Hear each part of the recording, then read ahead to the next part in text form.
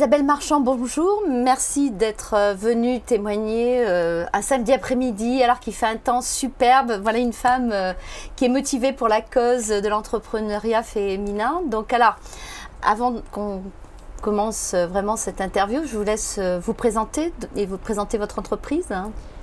Donc je m'appelle Isabelle Marchand, j'ai 46 ans. J'ai fondé une agence de design graphique qui s'appelle Elixir Design, qui donc crée les packaging et également l'identité visuelle de grandes entreprises, de grands comptes. J'ai reconnu dans la brochure que vous m'avez montré un certain nombre d'articles que j'achète souvent au supermarché. Donc oui, c'est effectivement des grands comptes. Hein. Tout à fait, il y a de grandes marques qui nous ont fait confiance au fur et à mesure du développement de l'agence. Alors, cette agence, donc, ça fait maintenant une dizaine d'années, c'est ça à peu près? Tout à fait, je l'ai créée tout début 2001 et on vient de fêter nos 10 ans. Voilà, alors, c'est quelque chose c'est un projet que vous portiez en vous? Vous aviez toujours eu l'idée à un moment ou à un autre de vous installer à votre compte ou vous avez profité d'une opportunité? Comment ça s'est... Et quelle était votre motivation d'ailleurs pour vous lancer, à créer votre entreprise? Alors, il y a plusieurs questions en une. Je vais tout d'abord, il y a eu effectivement un changement dans ma vie puisque j'ai créé mon entreprise au moment où j'ai attendu mon premier enfant. Ça a été un questionnement que j'étais auparavant dans une entreprise salariée d'une agence de design où le chef d'entreprise ne voyait pas forcément très bien les bébés.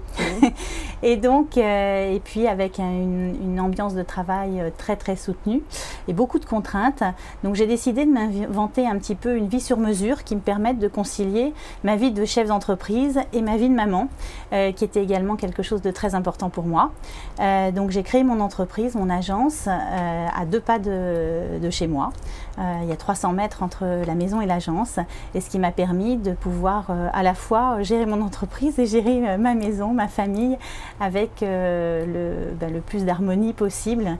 Mon associé, qui est un associé minoritaire, en fait, dirige une autre entreprise à côté, qui est très complémentaire de mon savoir-faire, puisque c'est dans le marketing opérationnel, et il y a énormément de synergie entre nos 2 entreprises. Et vous êtes, alors c'est le rêve ça, vous êtes installé dans une péniche. Oui, sur une péniche, c'est en fait un très très grand bateau avec un cadre de vie absolument fabuleux puisqu'on est sur les bords de Seine avec le bois de Boulogne juste en face, avec les cygnes, les canards, une sorte de plénitude et c'est très très agréable de travailler dans ce cadre. Je crois que tous mes collaborateurs adorent déjà le cadre de vie.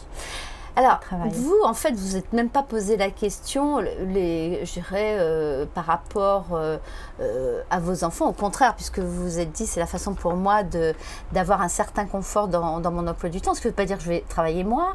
Et voilà. Et vous, en fait, vous n'avez pas attendu, vous y êtes allé rapidement.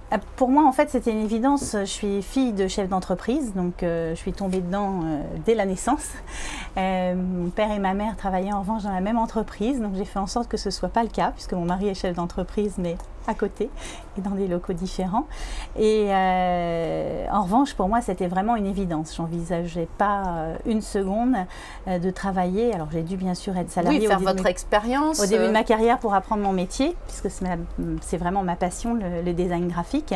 Mais j'ai toujours travaillé. Je dis pas travailler, mais quand je me lève le matin, j'ai pas l'impression de travailler. Je continue la construction de mon projet et c'est ça qui me motive au quotidien. Voilà, alors ça c'est cette notion de plaisir au travail, même si on sait que parfois on va avoir des coups durs. Oui, ça c'est indéniable. Je dirais, ça arrive, mais bon, quelque part, c'est quand on se lève le matin, c'est avec plaisir et on y va et on ne se pose pas de questions. Et ce que je voulais vous demander par rapport justement à votre expérience, est-ce que vous avez eu l'impression, dans votre secteur, vous n'avez pas l'impression que c'est plus difficile pour les femmes, parce qu'il y a beaucoup de femmes dans ce milieu de la communication graphique, du design, Tout à fait. Donc c'est pas plus difficile. C'est pas plus difficile, ceci dit, en tant que patron d'agence de design, il y a certainement beaucoup plus d'hommes que de femmes, je pense. Malgré tout. Donc, malgré tout. Donc, il y a beaucoup de femmes. Ce soit un domaine extrêmement féminisé, curieusement, ce sont des hommes qui dirigent les majoritairement. Je pense qu'il y a plus de patrons d'agences de design hommes que de femmes. En revanche, dans les agences, il y a certainement plus de femmes que d'hommes. Justement, dans votre entreprise, donc au niveau du personnel, alors comment vous rétablissez l'équilibre? Parce que vous recrutez plutôt des femmes? Tout dépend en fait de mon équipe à un instant donné. Quand j'essaye de faire en sorte qu'il y ait une certaine parité, en tous les cas c'est important pour les créatifs, qu'on ait à la fois des équipes féminines et masculines, puisqu'on a des sujets qui sont très variés. Ils sont complémentaires. Puis il faut saisir l'air du temps, donc il faut avoir la sensibilité féminine et masculine à la fois. Parce qu'il y a quand même une différence entre les hommes et les femmes. Oui, mais il y en a pareil. Mais ça, on veut bien l'admettre, hein, heureusement. Et donc, j'essaye d'avoir une équipe avec une certaine parité. C'est difficile parce que dans notre métier, il y a plus de femmes que d'hommes et je trouve que les femmes sont plus efficaces que les hommes. Alors, vous avez... dans nos métiers, en tous les oui, cas. et donc au niveau de la culture de votre entreprise, est-ce que vous avez l'impression d'avoir des valeurs différentes par rapport aux entreprises où vous avez travaillé, puisque vous disiez que par exemple, là où vous étiez, les femmes étaient un peu mises de côté quand elles avaient le bonheur de tomber enceinte, mais bon, pour l'employeur, c'était pas... Non, c'était assez mal vécu. Alors, c'est sûr que dans mon agence, j'ai fait tout l'inverse, surtout ce dont j'avais souffert. Et au sein de l'agence, j'ai mis vraiment en place une politique de responsabilité sociale et environnementale. Donc, sur l'aspect social, c'est vrai que je suis très ouverte.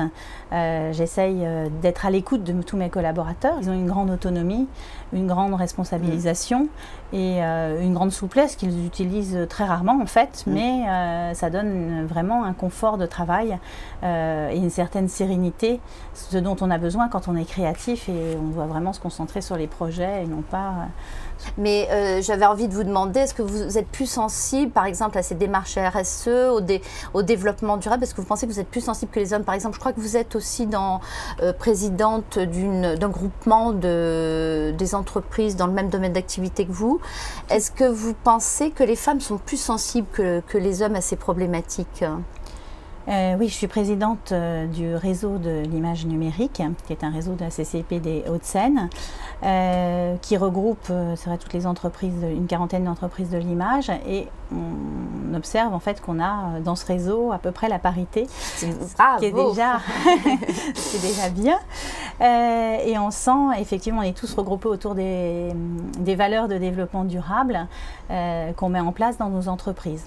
Au sein de mon agence, par exemple, c'est la première agence de design qui obtient la marque en vol, qui est le premier niveau de la 14001 en fait. Donc, oui, parce qu'alors vous concevez des emballages. Hein, tout à fait, on fait à la fois de l'identité visuelle corporate, donc logotype et charte graphique pour les entreprises, et aussi du packaging. Donc c'est vrai que le packaging, vous disiez acheter nos produits, mais nos superbes créations, vous les mettez aussi, leur finalité, c'est la poubelle. Voilà, donc encore faut-il les mettre dans la bonne poubelle. Donc notre métier évolue vers l'éco-design et on essaye de l'intégrer à présent à tous nos projets. Et ce sont des problématiques qui sont vraiment transversales sur tous les projets aujourd'hui et toutes les grandes marques se préoccupent de cet aspect. Alors vous qui avez été salarié d'entreprise, est-ce que, je vous pose la question parce qu'il faut bien faire un peu de provocation, est-ce que vous avez l'impression de manager différemment vos équipes ? Je pense, oui, parce qu'en tant que femme, en plus j'ai plutôt une équipe à majorité féminine, donc je pense que je suis plus apte à comprendre leurs problématiques de femmes. Je vous ai dit que j'étais très à l'écoute, c'est vrai que j'ai mis en place... Et on ne pratique pas trop l'empathie, c'est-à-dire que vous n'avez pas l'impression que par moment on se met un peu trop à la place des... Non? Non, j'essaye d'être assez juste. De ne pas être trop manipulée. Tout à fait, d'être assez juste. Et surtout, je vous ai parlé du donnant-donnant. Il faut que le collaborateur aussi ait un retour vis-à-vis de l'entreprise. Si le chef d'entreprise fait un effort dans son sens, il faut bien sûr qu'il s'investisse fortement dans l'entreprise, dans l'agence, surtout qu'on s'investit d'autant plus fortement que l'agence est à échelle humaine. Et comment vous voyez votre entreprise demain ? Mon entreprise demain, je vais faire en sorte de continuer à me développer doucement mais sûrement. À votre rythme ? à mon rythme, qui me permettent toujours de concilier vie professionnelle et vie familiale, avec aussi une grande qualité de vie pour mes collaborateurs, puisque c'est aussi mon objectif, de faire en sorte qu'ils aient un développement harmonieux. Certes, il faut recruter. C'est vrai qu'au début, au démarrage de l'entreprise, c'était pas tout à fait comme ça, et qu'il faut, au démarrage, il faut savoir être polyvalent. Mais très vite, c'est vrai qu'il faut savoir s'entourer, se dégager du temps pour pouvoir développer l'entreprise, parce que sinon on est toujours le nez dans le guidon, et du coup on ne développe pas et on ne gère pas l'avenir. Donc c'est important de pouvoir anticiper sur l'avenir et de pouvoir, certes, investir petit à petit, mais en fonction de ses besoins au quotidien, et pouvoir surtout avoir du temps pour assurer le développement de son agence ou de son... Alors, dernier conseil ou un dernier, vous avez envie de dire quelque chose, un message à leur faire passer pour qu'elles suivent votre exemple, et puis voilà, qu'elles développent, qu'elles créent de l'emploi. Donc, qu'est-ce qui assure le... En fait, mon premier conseil, ce serait de... C'est vrai que c'est beaucoup plus facile par rapport à la réussite. Parce que si on entreprend, c'est pour réussir. Il semblerait, oui. Je crois que c'est ce qu'il faut se mettre comme... c'est comme quand on va sur le terrain de jeu, sur le terrain de foot. On n'y va pas pour ne pas perdre, on y va pour gagner. Non, je crois que c'est 50% déjà de la réussite, il faut déjà y croire. C'est la première chose. Et c'est plutôt de le faire dans son métier, dans son domaine de compétences. Parce que déjà, apprendre à être chef d'entreprise, c'est déjà quelque chose qu'on apprend sur le terrain et qui au début n'est pas forcément très facile, qui est plein de rebondissements, et c'est ça qui en fait l'intérêt du reste. Mais c'est important d'être dans son métier, parce que déjà on n'a pas à apprendre le métier, on le maîtrise. Et puis ensuite, c'est ne pas avoir peur de bien s'entourer pour pouvoir et ne jamais culpabiliser par rapport à sa vie personnelle, et savoir s'entourer à tout niveau, au niveau de l'entreprise, au niveau de la maison aussi, c'est-à-dire avoir une mini-entreprise chez soi pour pouvoir gérer aussi des aides et conserver le temps vraiment des meilleurs moments vis-à-vis de ses enfants. Écoutez, je crois que vous avez tout dit.